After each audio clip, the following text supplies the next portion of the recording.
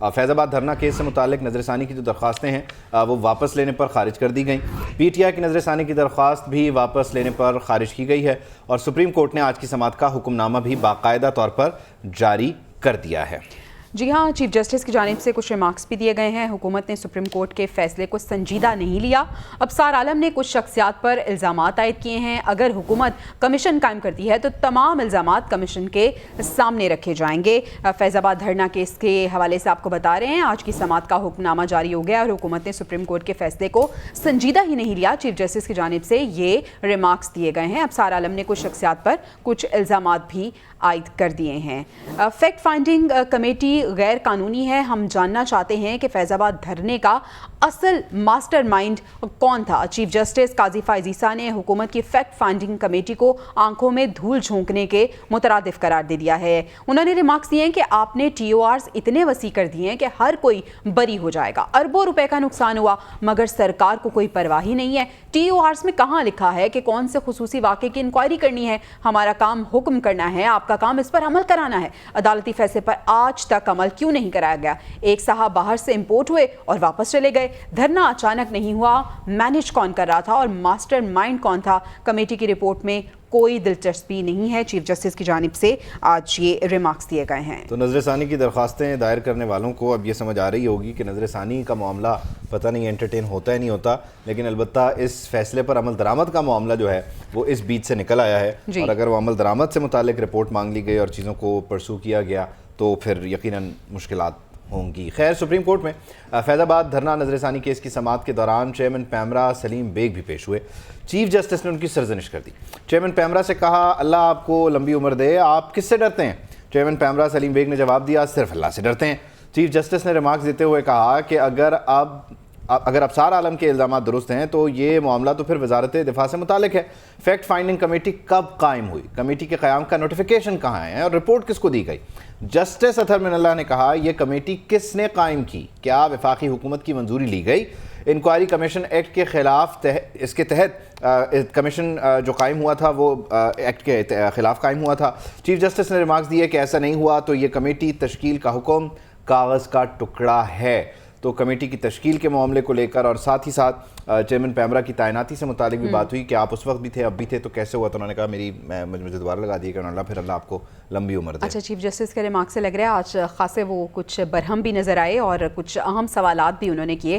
فیض آباد دھرنا نظر ثانی کیس کی بات ہم کر رہے ہیں. سپریم کورٹ نے نظر ثانی درخواست واپس لینے کے معاملے پر شیخ رشید کو بھی نوٹس جاری کر دیا ہے. چیف جسٹس نے ریمارکس دیے ہیں کہ ضیاء الحق کو سابق صدر نہیں مانتا, عدالت میں ایسی غلط بیانی دوبارہ نہ کرنا. آئین کے تحت صدر 5 سال کے لیے ہی ہو سکتا ہے, بندوق کے زور پر کوئی صدر نہیں بن سکتا. اعجاز الحق کی عدالتی فیصلے میں رپورٹ کی تردید. وکیل نے کہا کہ اعجاز الحق اور مظاہرین کے درمیان گٹھ جوڑ کی کوشش جھوٹ پر مبنی ہے. بیانی حلفی کے مطابق مظاہرین کی کوئی حمایت نہیں کی تھی. تو فیض آباد دھرنا کیس جس میں ہم بتا رہے ہیں کہ چیف جسٹس کی جانب سے کہا گیا ہے کہ عدالت میں ایسی غلط بیانی دوبارہ نہیں کرنی ہے.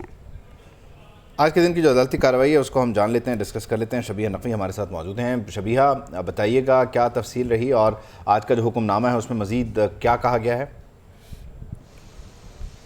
جی بالکل, آج صبح سے جو یہ سماعت شروع ہوئی تھی 5 گھنٹے جو ہے یہ سماعت جاری رہی اور 3 رکنی بینچ نے جو ہے اس کیس کی سماعت کی. ہم نے دیکھا کہ جیسے ہی سماعت شروع ہوئی تو جو اٹارنی جنرل ہے وہ روسٹرم پر آئے اور ان سے جب کویشچن کیا گیا فیکٹ فائنڈنگ کمیٹی کے حوالے سے تو وہ عدالت کو مطمئن نہیں کر پائے, جس پہ بعد میں جو اٹارنی جنرل نے کہا کہ وہ حکومت کو تجویز دیں گے کہ انکوائری کمیشن بنائے, لیکن اس کے لیے جو ہے ان کو وقت کی مہلت چاہیے. جس پہ ہم نے یہ بھی دیکھا کہ حکم نامے میں جو ہے ان کو یہ مہلت دی گئی ہے اور کہا گیا ہے کہ اس کو یقینی بنائیں کہ جو عدالتی احکامات ہیں ان پر عمل درآمد کیا جائے. اس کے بعد ہم نے یہ دیکھا کہ ابصار عالم جو کہ سابق چیئرمین پیمرا ہیں ان کو بلایا گیا روسٹرم پہ اور ان سے یہ کہا گیا کہ آپ نے جو بیان حلفی دیا اس میں آپ نے کچھ جو ادارے ہیں کچھ اشخاص ہیں ان پہ آپ نے الزام لگایا ہے, تو اگر حکومت ایک کمیشن بناتی ہے تو کیا وہاں پہ اپنا بیان جو ہے وہ ریکارڈ کروائیں گے, جس پہ جو ابصار عالم ہیں انہوں نے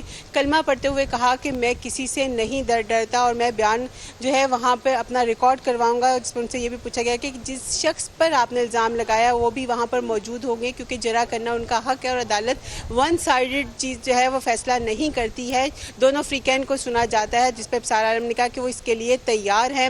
اس کے بعد ہم نے دیکھا جو اب کے چیئرمین ہیں پیمرا کے سلیم بیگ، ان کو بھی بلایا گیا اور ان کو کہا گیا کہ ابصار عالم نے کچھ شخصیات کے حوالے سے بات کی ہے، تو کبھی آپ کو بھی پریشرائز کیا گیا؟ جس پر انہوں نے کہا کہ نہیں، مجھے کبھی بھی پریشرائز نہیں کیا گیا۔ اس پر ان کا ابصار عالم نے کہا کہ یہ خوش قسمت ہے، ورنہ ہمیشہ پریشرائز کیا جاتا ہے۔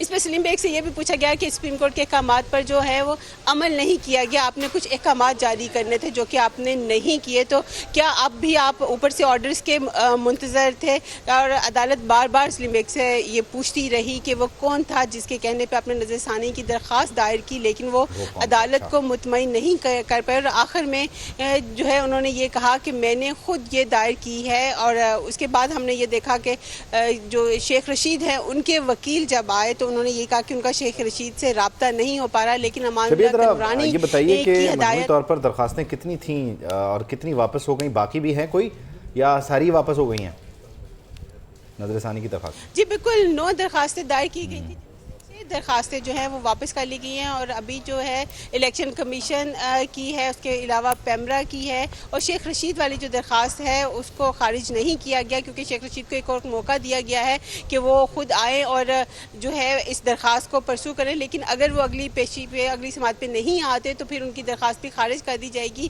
الیکشن کمیشن کے حوالے سے بھی انہوں نے یہی کہا کہ آپ جو الیکشن کمیشن کی بھی درخواست جو ہے وہ خارج نہیں کی گئی، اور اس کے ساتھ جو پیمرا کی ہے اس کا جو ہے جواب بھی طلب کیا گیا، اور یہ کہا گیا ہے کہ وہ ٹھیک ہے، 9 میں سے 6 چلی گئیں، 3 باقی ہیں، اور آج کے دن جو ہے وہ عدالت بنیادی طور پر یہی سوال پوچھتی رہی کہ وہ کون تھا، اور اس کا طور پر عدالت تلاش کرے گی۔